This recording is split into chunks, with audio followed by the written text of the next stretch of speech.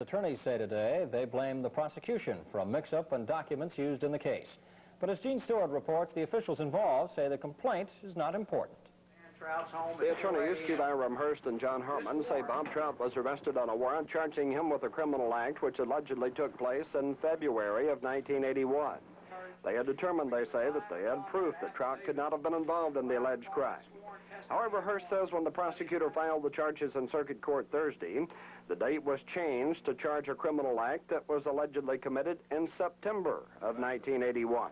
This is a very, very disturbing matter to Mr. Harmon and to Bob and myself when the prosecuting attorney's office can file warrants and prepare warrants which state that something occurred in February of 1981, and then after counsel has expended hundreds of hours, a lot of money, and a lot of time to develop a case to confront those allegations, they completely change their story.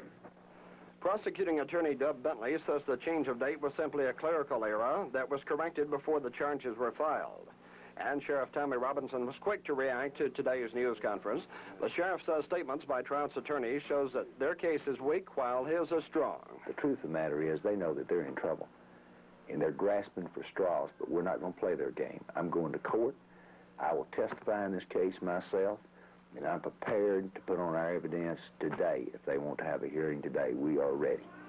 The sheriff again today says he will file additional charges against Trout, but wouldn't say when. And Trout, apparently with that in mind, says he still feels physically threatened by the sheriff. I'd like to repeat something that was said to me when I was in jail with my hands cuffed behind my back. The sheriff told me as he hit me that if I got out on bond or got out at all, he would put me back in the jail and stack the charges on me, and he'd kill me. Now, this is not something I made up. I was looking at the man's face as he was swinging at my face. Trout also added that he took a polygraph test administered by the FBI, which shows he was telling the truth about the case.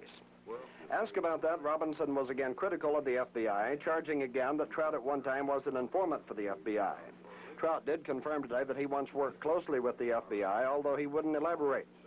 Asked about the physical threats, the sheriff said, "I don't want him dead, I want him in court and the penitentiary." Gene Stewart, Channel 4 Eyewitness News.